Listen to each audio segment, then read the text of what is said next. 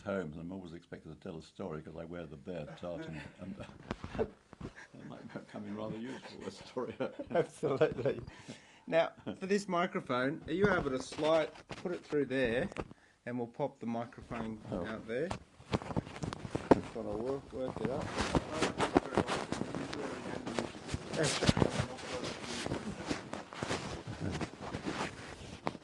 Thank you.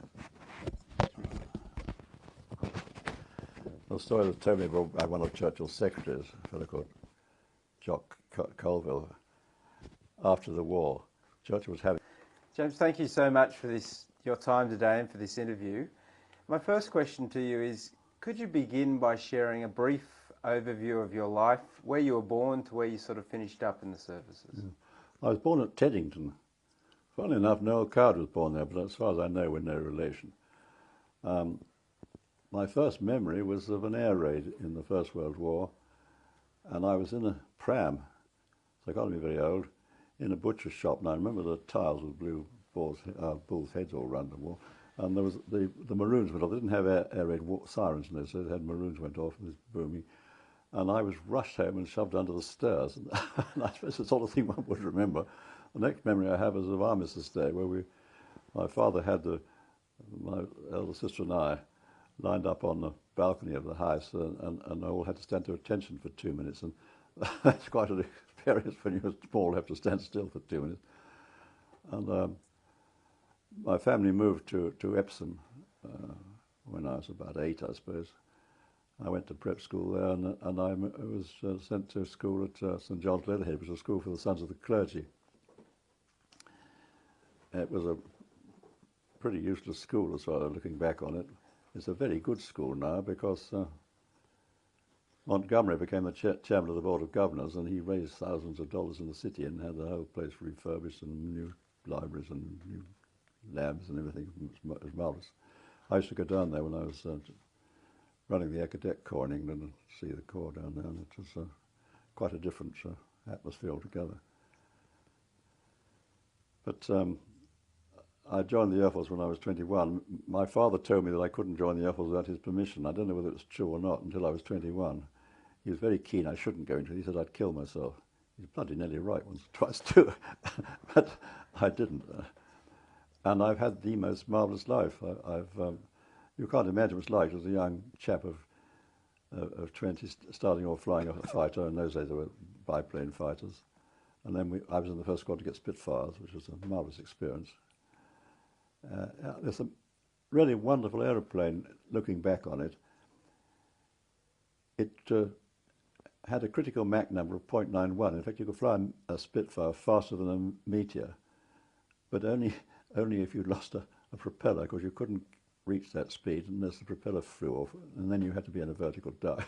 It's not likely to happen, but the wing was such a beautiful shape that the controls were marvellous, and the extraordinary thing was you could fly at any speed without having to keep retrimming. And modern aeroplanes, or most aeroplanes, as you increase speed, the aircraft starts to climb, and then you've got to retrim, or you have to constant pressure on the control column. With the Spitfire, you never had to worry about that. It just flew naturally. And the beginning of the war, I was promoted to flight lieutenant, having been a flying officer for about 3 months, and posted to a flight in a new squadron that formed with 26 pilots, all from a training school, all trained on twin-engine aircraft to go into Bomber Command. And we took about 6 months before we were equipped with Spitfires, and we just got them trained in time for Dunkirk. But it was an extraordinary air force, and the problem was that the expansion was so quick. There was a great shortage of competent squadron leaders. Half the squadron leaders commanding squadrons in fighter command at the beginning of the Battle of Britain were completely useless. I mean, there were people who'd been flying slow biplanes in the Fleet Air Arm, or they'd been out in India flying Hawker Hearts or Hawker Hinds up and down the Khyber Pass, and had no experience of fighters at all, and certainly had never flown an airplane like a Spitfire before, whereas at least the flight commanders had experience flying fighters and knew something about it. But of course, very quickly, those people were replaced by younger people who got experience on fighters, and the thing worked itself out. But it was a pretty rough time to start with. So after sort of the Battle of Britain, you got shot down. Where did you go to from there? Well, I was in hospital, in an area hospital for 3 weeks, and by the grace of God, something awful happened, and I wasn't sent to the RAF Rehabilitation Hospital at Torquay. It was a strange thing. I was in a ward of 10 officers, and the chap first on the left was an army captain who'd been injured at Dunkirk, and he was almost ready to be discharged. I was in the next bed, and the next chap was discharged about a day after I got there. Well, this army officer got things really organised. He'd been there so long. Every morning his batman came in to bring his mail and brought a bottle of that Gordon's gin, a sort of flat bottle, in the blouse of his battle dress, and took out the empty. And this bottle used to be passed around the ward. Well, after this fellow on my left was discharged, a fellow came in who was badly burned and had his hands all bandaged up, and so I couldn't pass the bottle on, and I couldn't get out of bed. So this army officer and I had 2 or 3 swift gins one morning. When the sister came in and gave me a shot in the arm. And this army officer who knew the rope said, "Well, you're for the slab, old boy." They used to leave a bit of tube hanging out under amputation to drain off the lymph fluid, and that used to be taken out after about 3 days. So when 2 orderlies came in with a stretcher and wheeled that to my bed, I was quite happy about this. After all this gin, I hopped out of bed and hopped onto the stretcher, and the sister came around the corner at that moment. It's absolutely wrong. I had to be put back in the bed, squared off, nurse's corner, all this sort of nonsense. Then they had to pick me in the proper way onto the stretcher and then cover me with a red blanket. She then took them off to her office. I was supposed to tear them off a strip and possibly give them the papers for the operating theatre, I don't know. But when they went out of the door, I said to this army officer, "What a lot of nonsense. Let's fox them, let's change beds." So I hopped on the stretcher and he hopped onto it, and I squared him off, and I just jumped into his bed and put my face to the wall. When they came back and wheeled him away, when they started shaving his leg, he chickened out, and it was absolute hell to pay.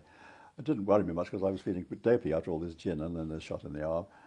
But the next thing that happened was my wife couldn't get enough petrol to come and see me very often because she was living down near Duxford with her parents, and it was difficult getting petrol. So when the surgeon came round, it was 10 days after I'd been shot down, he said, "How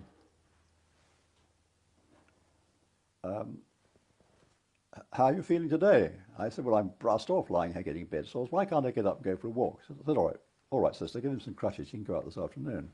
Well, of course, it was very easy hitchhiking in the war, a leg off in a fighter command or in the Battle of Britain. In no time at all, I was on the outskirts of Cambridge and I dropped at a roundabout there. Next car came along, I lifted my crutch, it drew up, and I looked in, and it was this bloody doctor. He said, "What the hell are you doing here?" I said, "You said I'd go for a walk." So I said, "It mean as far as this, you bloody fool. So if you're not back on time tonight, there'll be hell to pay, and I shall get a rocket, and I shall pass it on to you tenfold." I said, "Worry not. If you drop me in Cambridge, my wife will pick me up. I shall be back on time." When it got dark, when I got out of his car, just opposite King's Chapel, it had started to rain. I took about 3 steps on the wet pavement towards the telephone box when the crutch slipped. I went straight down to the end of the stump. It was bloody agonising. The woman in the car stopped and said, "Could she help me?" I said, "Well, very grateful if you drop me at Admiral's Hospital up the road." So she dropped me there at the emergency place. It was where I'd been taken 10 days before when I was shot down. And the same old sister was on duty. She says, "What the hell are you doing out of bed?" I said, "Well, I've just slipped up and it seems to be bleeding." So she got a doctor, undid all these bandages, got a doctor to put some stitches back and wound it all up again. She said, "Now you sit there for a minute." Well, I sat there for 10 minutes and nothing happened. I thought, well, obviously another casualty's come in, she's busy. So I went off home and I got a lift. Some kind woman gave me a lift all the way to my wife's door. So, but when it got dark, there was no future hitchhiking in the dark in Irish uniform. No one would ever see me. You know, you had that little headlight, and the one headlight only showed about 10 yards in front of you. So I drove my car back. It's a bit tricky with one leg. You've got to put your hand on the throttle to get started. But once you get started, you can whip the foot from the throttle to the clutch and back again. It's a bit difficult changing down on hills, but there aren't any hills in Cambridge, so it didn't bother me. Anyway, I got back on time. There's absolute pandemonium. They sent an ambulance down to Cambridge to pick me up. And when I got there, no one knew where I'd gone. I was posted absent without leave. Well, the next thing that happens, about 3 or 4 days later, this army officer, he was an engineer, his colonel had been decorated with a DSO on the spot for dismantling a large bomb that fell right beside the tower of Ely Cathedral. He was lowered down the hole on a rope and pulled the fuses out. And so they had a party to celebrate. And so this captain said, "Would you like to come along to this party?" I said, "Of course." And it was quite a good party. It was, army mess is a bit slow after an RAF mess, but it was quite fun. Really. And this fellow came up to me suddenly and said, "Have you seen the time?" I looked at my watch. We were already about 10 minutes late for getting back to the hospital. So I said, "Well, we might as well be hanged for sheep as lamb. Let's finish our drinks anyway." And suddenly I noticed another RAF chap in this army mess. So I went across and said, "You have to know the hospital up the road." He said, "Well, matter of fact, I'm the commandant's adjutant." I said, "Well, that captain over there and I are going to be a bit late getting back. We don't want to upset the nurses. Can we get into the officers' ward without going through the front door and being booked in?" He says, "As a matter of fact, the doctors have made a gap through a hedge at the back of the car park, at the little lawn behind. If you go round to the back of the car park to the left-hand side, you'll see a gap in the hedge, and it's only 10 yards to the back of the officers' ward." Well, this seemed good advice, so he got his driver to drive us round there, and he kept the little headlight on until we got to the back of the officers' ward, and the driver pushed off. When we tried the door, it was locked. I can't imagine why. And he said, "Well, we had to go round to the front." It was a pitch black night and no moon, and there were slit trenches dug everywhere in case of air raids. And I said, "Look, I'm not going down one of those trenches and break the other leg. The skylight's open. If you give me a bunk up, I can get in and unlock the door." So he gave me a bunk up, and the skylight wasn't fully open. So when I put my weight on it suddenly went bang, and I fell through the glass by a nurse who was reading a book by a little torch underneath. She screamed and woke everybody up. It was absolute pandemonium. So in the morning, I was marched into the commandant and severely reprimanded for a disorderly behaviour, unofficer-like behaviour and all this sort of thing. And I was told on no account would I be allowed to go down to the RAF hospital at Torquay. And I'd have to stay there until I could get a leg fitted. It might be a year and a half. So, having my car there, I went down to my squadron. I got my fitter to make me a leg out of an old riding boot. He used the boot trees and hammered the thicker deer rod that goes around the leading edge of a Spitfire wing round this tree and welded it up the back so it fitted perfectly inside the boot, and turned the ends in so that it screwed into the heel. And then he lined the thing with the inner tube of a Spitfire tyre, the inner metal part, and lengthened the straps so it went over my knee, and put some sort of stuffing in the foot so it bent a bit. And I got my local blacksmith at the village to make me a pair of these underarm crutches, and like that they let me go off on a 3-week sick leave. And then I got this call to go up for an interview with Downing Street. Now, as a result, when my wife had to pick me up from the hospital, she said, "Jump in, we're in a hurry." I said, "Nonsense, we've got the whole day before us, woman." She said, "The baby's arriving." So we hurried home, and we just got home, and the baby was born that night. Well, I'd have missed all that. I'd have been sent down to Torquay to the hospital there, and I wouldn't have got this job with Churchill. So it just shows how one's life can be changed by one little thing. And of course, it was a fascinating experience to be sitting at lunch and dinner every weekend, either at Chequers or at his home in Kent, and hearing all the ministers and all the VIPs all discussing all these various problems, which brings me around to another problem. When I came to Australia in 1960, I was posted here on the High Commission staff. I was astonished to find that Australians thought that the Battle of Britain was of no interest to Australia whatever.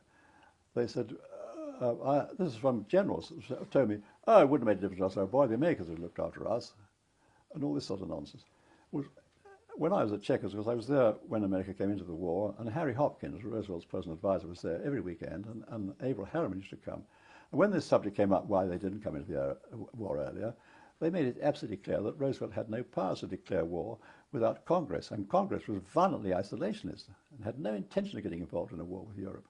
Not only were they isolationists, they had quite a strong pro-German element in it, which would have been delighted to see Britain defeated. There's no question of America coming into the war in 1940. And if we had been defeated, well, Britain would have been taken over. We don't know what would have happened then, because when Churchill took over as Prime Minister, he found that his Foreign Minister, Halifax, had opened peace negotiations with Hitler. And Hitler was offering Britain equal partnerships if we would join them in an attack on Russia, which was quite a popular idea for a right-wing conservative, I suppose. And I suppose if we had been defeated, Halifax might have become Prime Minister, if not Oswald Mosley. And I've no doubt they would have accepted that. And, of course, once Russia had been defeated, Britain would have been completely in the power of Germany. Whatever they promised beforehand, the services would be integrated. The British Army, what was left, it would be under the control of the Germans, the Navy and everything else. Hitler could have decided what he liked. But he said his promise was that if we would join them in the war, then we could keep the Commonwealth and Empire and everything else. And then the people over here said, well, it wouldn't have mattered anyway because the Royal Navy would have protected us, because that's absolute nonsense too. During the Battle of Britain, Roosevelt rang up Churchill and said, look, if you're defeated, will you promise to send the Royal Navy to ports in Canada? And Churchill, I can't make any such promise. He said, the French Prime Minister Renault promised me that if France was defeated, they would send their navy to ports overseas. But when they were defeated, his government fell, another government under Pétain took over, and they decided something quite differently. And I can't say what my successor as Prime Minister will do, particularly with Oswald Mosley or someone like that. I'd like to talk to you further in more detail about all that went on there, because it's just fascinating. But we might actually come back and talk a bit more about your childhood and growing up and what England was like. Well, it was a very different. I haven't got very marvellous memories of my childhood. I was at a boarding school, which I loved. I didn't do any work there, of course, but I used to play rugby and cricket, which served me very well, because when I went for an interview for the Royal Air Force, they didn't have all these selection procedures in those days. I went before a board of 3 group captains sitting at a table, and the one in the middle said to me, what games do you play? I said, rugby and cricket. So he said, go down the corridor and see the doctor. I was in, and I was on a course of 52 pilots, and only one failed to graduate, and that was because he turned out to be a poofter, nothing to do with his flying ability. Whereas with the present system of all these great selection procedures, only about 45% succeed in a full training courses. So people, I think it helps a bit to have some experience of selection. Which brings me back to the point that when I joined the Air Force, it was a Dominion Air Force. It had been since its inception. I mean, the Royal Air Force formed from the Royal Flying Corps, which recruited its pilots from all sections of the Commonwealth armies. And when I joined the Royal Air Force, there were 52 pilots on the training course. 8 were Australians from Point Cook, all wearing dark blue uniforms.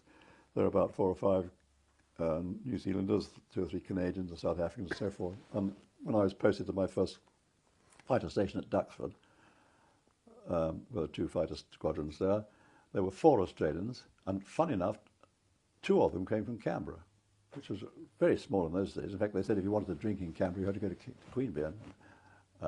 It was dry, apparently, in those days. And when I was posted here in 1960, the Chief of Air Staff of the Royal Air Force was a New Zealander, Sam Elworthy. The Vice Chief was Digger Kyle, an Australian who became Governor of West Australia later on when he retired. And the Deputy Chief was another Australian, Ronnie Lee. So it really was a Dominion Air Force. And that's why I find it so hard to take that War Memorial will not mention the Battle of Britain. You have a marvellous ceremony outside on Battle of Britain Day, but when you go inside, there's not a single mention of it.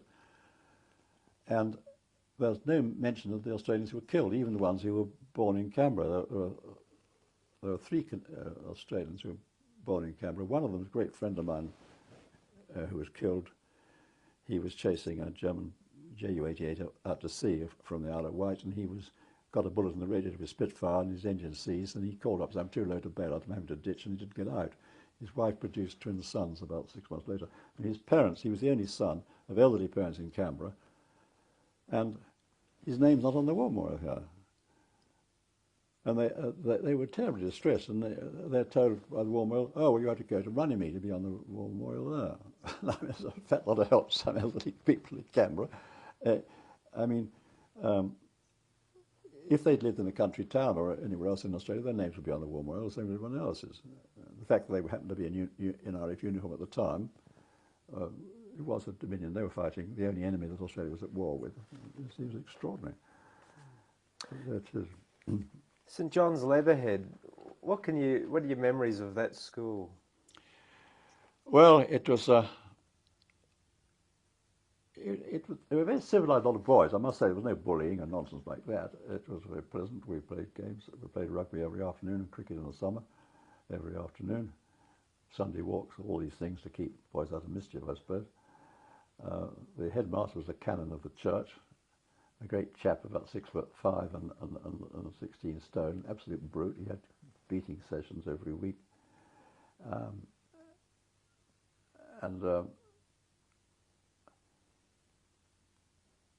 academically it was very bad. I mean, most of the masters were poverty-stricken chaps who'd left university and couldn't think what to do. And they had a classics degree, so they were sent to us to learn Latin or Greek or something to teach us. And really it was, there were 2 or 3 masters who were good, but the rest were pretty punk. But they really concentrated on the bright boys who got scholarships and things. I didn't learn much there. I left school when I was 15 because my father went broke in the Depression, and I had to leave school, and he sent me over to stay with a family in France to learn, or in Belgium to learn French, which I did. I haven't found it terribly useful. I was, at the end of the war, I was in charge of the French section of the Air Ministry, and that was an interesting job. I had some very interesting visits to France. I went over there just after Paris was liberated to sort out some problems with the French Air Force, who were short of spare parts for their fighters. And after that, I went over took over some equipment officers of the various branches. And after about 3 or 4 days, we found out from their owners exactly what they needed. We were able to give them everything. We had hangars full of spare parts. We were expecting to lose 6 aircraft per squadron per month during the invasion. We didn't lose any because the German Air Force didn't show up. The bombing on Germany had been far more effective than we knew, and the Germans couldn't produce any more bombers. All their effort went into producing fighters to defend the homeland, and V1s and V2s to bash at England. And we were knocking a lot of those out too. And so we gave them everything. And the French general, General Hartmann, in charge of this part of the Air Ministry, just instructed his staff to take us out on the night, out on the town on our last night in Paris, because he was so impressed with our generosity. And we met up in a place called Bel Tabarin. We had an excellent dinner, drank some excellent champagne, and saw a spectacular floor show. And then we moved round and round and round. About 2 in the morning, we bowled into a place called Cherzev. There were a dozen French officers and 5 of us, or 6 of us, was a chap from the Irish mission. And the manager was delighted to see all these chaps in uniform coming in when things were getting rather quiet. And he arranged his tables round the edge of the stage for us. And while they were being prepared, he took us off to the bar where some more champagne was broached. I just got a glass in my hand, was about to take a sip, and there was a great fanfare and a roll of drums from the stage, where the patron announced that his gallant aviators were going to dance with the dancing girls. The equipment officers weren't aviators anyway. But anyway, all the dancing girls trooped onto the stage, and, well, we didn't want to disappoint the poor girls, you know, it was a bit embarrassing. We didn't do our part, so we climbed on the stage, and I got a very pretty little blonde thing, started whizzing around the floor with, and after a circuit, I was getting the same sort of beat. And on my second circuit, I was copying her. She was dashing about and stamping and kicking. I drew rather a hard stamp, and when I kicked, the foot flew off my wooden leg, and it sailed up into the air, turning over and over, and dropping washers and screws into people's plates underneath, and it fell into the band. We knocked a saxophone out of a chap's hands, and this caused tremendous excitement. People were jumping about. Oh, la, it's going to be... Well, I thought this girl had got absolutely roaring with laughter. She was absolutely doubled up laughing, and I thought if she got hysterics, I'd better slap her bottom and brace her up a bit. But it wasn't as easy as that, because to start with, I was a bit left-wing low with the foot missing. Secondly, she was a bit greasy and difficult to grip. And thirdly, she was only wearing 3 feathers, and I didn't want to dislodge them, so I was holding at a rather bad angle for my back. I'd hurt going up an ejector seat not long before. And but I didn't have to struggle long. The patron came up in absolute fury and removed her, because where my foot had been was a bit of sharp metal making holes in his floor. So I hopped back to the bar, seized this glass which I badly needed, and I was just about to take a sip when somebody tapped me on the shoulder, and I turned round. There was a rather boot-faced saxophonist sitting there with my foot in one hand and a rather mangled saxophone in the other, wanting to make an issue of it. Well, happily for me, 2 of the French colonels were still propping up the bar. They didn't like the look of this bloke who'd been blowing a saxophone all the war while they'd been fighting, and they properly tossed him out. And they came back with my foot on a tray and presented it like this, which they thought was killingly funny. I thought it was an awfully poor taste, really. You can't really put your foot up on the bar with a black shoe and sock on it. And I thought I'd put it on the floor, I'd be sure to forget it. It was very late at night, we had a hell of a lot to drink. I thought the only thing to do while I'm thinking clearly is to go and put it with my cap, because you wouldn't walk home in uniform without a cap, however how much you had to drink. So I went down to the cloakroom, and there was an awful old hag of a woman having a quiet sleep in charge of the cloaks. So I tapped my foot on the counter to wake her up. And when she came to, I said in my very best French, look, my foot's just fallen off. Would you mind putting it with my cap? And handed her the cloakroom ticket. Well, you've never seen such a scene. She leapt to her feet, looked over the top of the counter, saw I'd only got one foot. She let out one of those piercing screams that French women do, went straight through my head like this, which brought a commissioner dashing in from outside, a waiter came dashing in from under the stairs, and a patrol came down the stairs, and they all said, what are you doing to her? I've never been so insulted in my life. What the hell did they think I was doing to her? I mean, she'd been a pretty girl, I might not have minded, but this awful old hag really was too insulting for words. But in the morning, there was a farewell lunch given by this general, and I was sitting next to his wife, because I was a senior RAF chap there, and the only one who spoke French. And she kept on and on about this. She'd had a very garbled version of what happened in the nightclub from his ADC, who'd been far too drunk to have noticed anyway. And she said, why did the woman in the cloakroom scream? What had you done to her, she said. I hadn't done anything to the stupid woman. When she looked up and saw I was only get one foot, she got very excited. Unfortunately, my French was a bit rusty, and I used the French word excite, which of course means sexually excited. And because as soon as I said it, I realized I said the wrong thing. I apologized profusely and blamed my French on these beastly germs that stopped me practicing for a few years. He said, "Oh, mais monsieur, vous parlez avec beaucoup de courage." So I was forgiven, but it's very embarrassing when you make a boo-boo like that. It can happen so easily. How well you think you know a language, things change. And Excellent. on another occasion, can I ask you just a little bit more about your schooling before we continue forward? well, I got very little recollection of it. I wasn't a bright student. I loved games. I was played for the school rugby team, the under-16s, and we won every match of the season. The beatings that the headmaster gave out, did you ever cop one of those? No, I didn't. I do get beaten occasionally, but not for anything like that. Usually I deserved it. I never complained.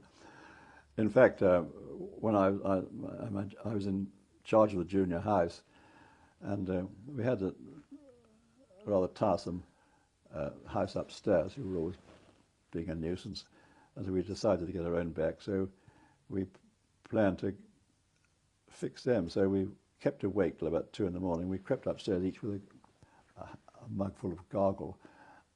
Each went up to a bed. And when I said go, we poured them over their heads. They were then rushed back down the stairs. Well, one silly had to put his house shoes on, which made a clatter down the stairs. The housemaster came out and caught us. I got 6 of the best in my pyjamas, and the rest got kept in all Sunday writing up the book of Genesis. And I always thought that corporal punishment was the best thing that was invented. And I had no complaints about it at all. But I can't tell you any more about my school. I was not a scholar, and I wasted my time already, I think, looking back on it. But it was a very poor teaching. Let me ask about the rugby. Was that important in respect to you as a person and schoolboys? Oh, I loved it, yes. I loved all the games. And the only thing I was really good at was cross-country running. I won that, but that's the only thing I was good at.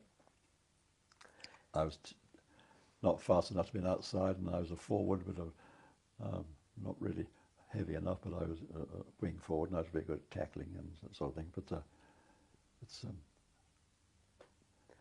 And the World War I air raid that you can remember, you don't remember if it was a plane or a Zeppelin? It was a Zeppelin.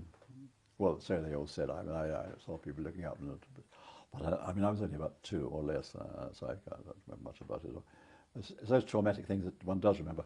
For example, at the end of the war, I was flying from Croydon, and we had these very heavy air raids just before the invasion, and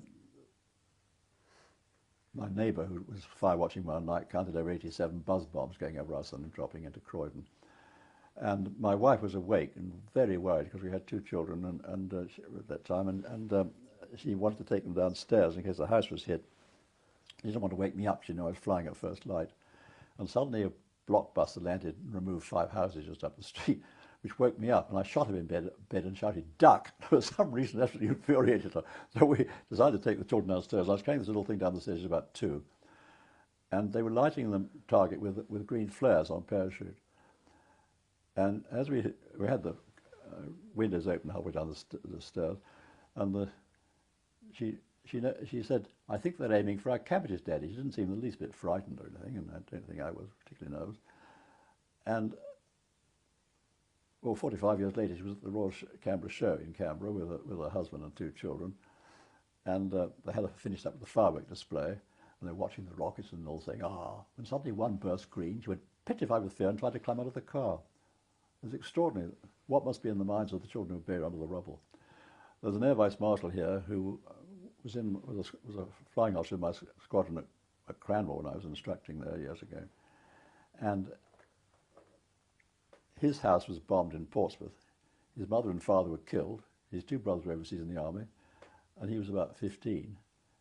And he had nothing. So he went round to the RAF recruiting officer and joined the Air Force, said he was 17. And he finished up flying in Burma. And when he was due to retire, the embassy sent him a letter saying, "You're due to retire next year." And he said, "Nonsense, I'm only 53, and his retiring age is 55." And because he had no other person, he said he just told him it was bombed in the house. So there was plenty of people with traumas. But I didn't have any traumas with my leg. I mean, people were always worried about mentioning it, but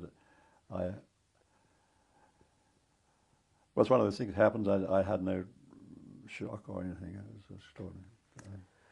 World War One. Did you have any family that served in World War One? I had some uncles. I had one uncle who was flying in the Royal Naval Air Service in Gallipoli and spotting for the guns. I had another uncle who was out killed in the Middle East, in Palestine, and another one who was fighting in the Western Front. My father wasn't in it. He had deformed feet. He joined up and they wouldn't accept him.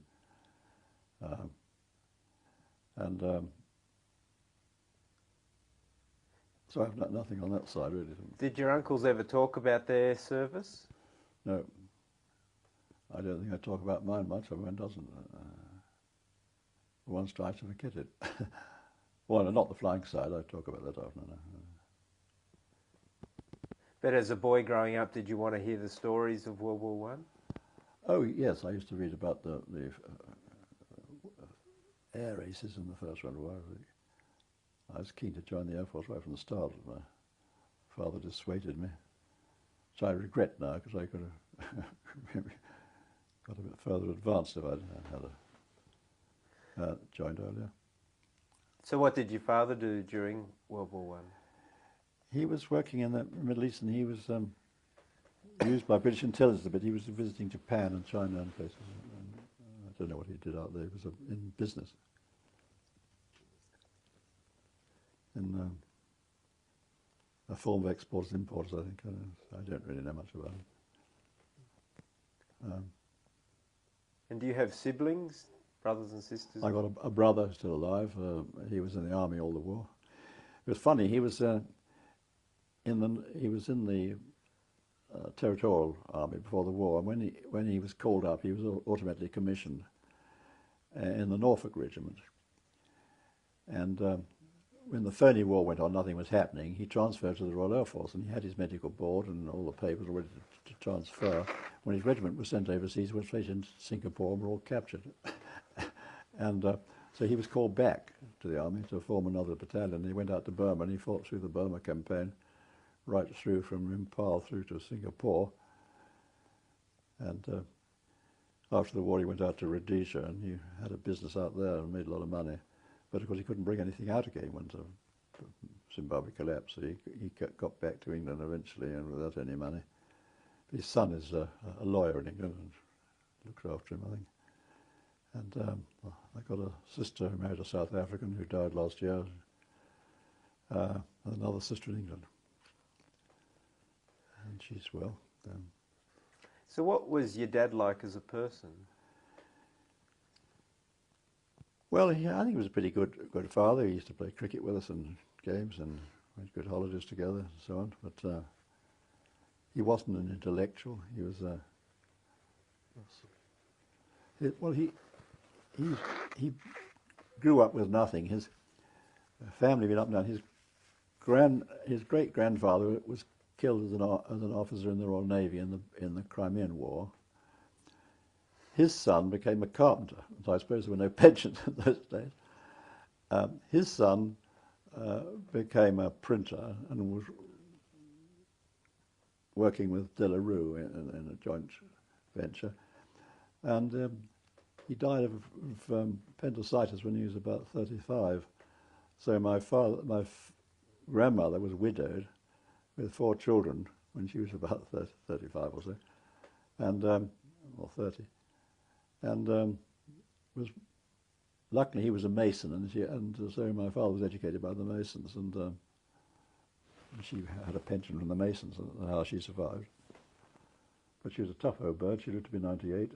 At that age, she was still running her own house and walking up down to the shops and back. Remarkable. And my mother's a long-lived family. She was a Scot, a Baird, and she didn't live long. She died of lung cancer, smoked like a chimney. But her 5 sisters all lived to be 96. So chances what you have in your genes. Do you know why your parents sent you to St John's Leatherhead at all? Yes, it was. They wanted to send me to Epsom College, which was much nearer, but it was oversubscribed that year, and so that was the nearest school, and it wasn't far away. But I was boarding there, which was much better. I enjoyed that. So when did you leave school and start? When I was working? 15 in 1930, and after I'd been in there, my father took me into his business, but it wasn't my cup of tea at all. I got no business acumen whatever. If I try to sell a car, I have to point out all the faults in it. I'm hopeless at anything like that, and I'm not really interested in making money. And an Air Force career suited me very well. I never had any money to worry about. Did you like working with your father? No, not really. Well, I mean, he was fair enough, and he was good at it. But I wasn't. I would never have made a living at it on my own. What sort of business was it? It was a wholesale business in the city of London.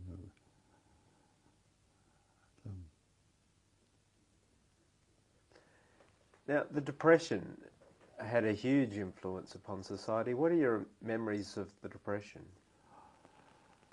Well, I don't think I have any. I went over to stay with his family in Belgium, and I had a pretty good time over there, 18 months, and with a very pleasant family, and they entertained me well, and we did a lot of things together. And apart from learning French, it was visiting all those chateaux and touring around was interesting. So, a very, very pleasant lot. But, So did you work with this family in Belgium?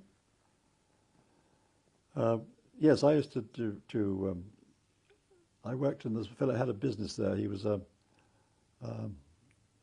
knitting, had knitting machines, making all sorts of things, and I used to work in the office translating letters into English and back from into French, that sort of thing.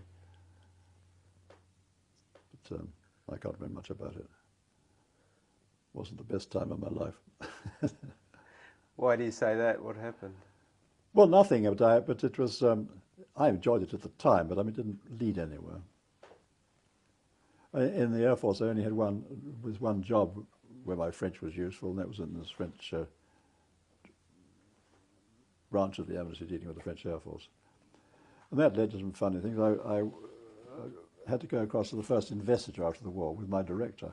My director was a VC from the First World War, a fellow called Freddie West. I looked up his citation once, and he went off on leading a squadron on a raid on the Zeppelin sheds at Wilhelmshaven.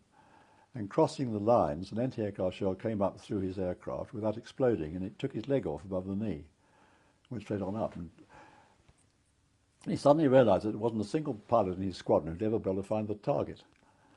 So he stuffed some fingers in the arteries and carried on and dropped his bombs on the target. And on the way back, he ran out of petrol. It must have caused a leak somehow, the shock of it going through. And he ran out of fuel, and he glided down and crashed on our side of the lines. And that's how he got his VC. But he's rather irascible old chap. I suppose his leg was giving him hell some of the time. And we went across to Paris for this big investiture. And we landed at Le Bourget, and the air attaché met us, and he was a fellow called Bobby George, who was an Air Vice Marshal, who became Governor of South Australia here in about 1950-something. And Bobby George, having met the Air Commodore, came straight up to me and said, "You brought the medals." I said, "What medals, sir?" He said, "Well, all the military and naval medals are here. but there's not a single Air Force medal. People are coming from all over France with a big investiture tomorrow, and the ambassador's got no Air Force medals to present. So I rushed to a telephone, got onto the embassy, and just caught the deputy director before he left to go home, and passed on the news. Then we went on from there to tea and then cocktails and dinner. And about every hour I rang up and said, what's going on? And no news. And we got back to the house Bobby George was living in. He had a house owned by Dubonnet on the edge of the Bois de Boulogne, and the beautiful top floors, one large bar, blue glass bar with dark blue curtains and sofas with velvet, red gold tassels on. I think it was a marvellous place. And you could see right across the Bois. It was a marvellous place. We were drinking pink champagne up there when the phone went. I rushed to the phone, and it was this group captain in the embassy. They'd found the medals in the Imperial Airways offices at Croydon. A wing commander who was hoping for a permanent commission was taking them down to Dover in a fast car. A destroyer was getting up steam in Dover to take them over to Boulogne. A car from the 2nd Tactical Air Force was waiting in Boulogne to take them to Paris, and he guaranteed they'd be there. So I said, well, I better just call the Air Commodore, see if there's anything he wants to say about this. So I called the Air Commodore over, and I listened in case there were some instructions for me. And I just heard the end of the conversation where the group captain was obviously keen to get to bed. It was about 1:30 in the morning. Said, well, I think I'd better go and let Mr. White know we found him. Mr. White was the civil servant in the embassy who dealt with medals. And my director actually blew up and said, bugger Mr. White, let him go on looking all night. And I had awful business public servant wandering around looking in the corners of the embassy for medal. But anyway, the investiture was a tremendous. There was the ambassador, a fellow called Duff Cooper, who had been the minister in the War Cabinet, and he was a very imposing man. And he was, if this was the big salon in the British embassies, have you ever seen the embassy in Paris? Pretty impressive building. It was bought by Wellington from one of Napoleon's sisters, and the recipients came through one door in front of the ambassador, had the medal pinned on, and went out of another door. And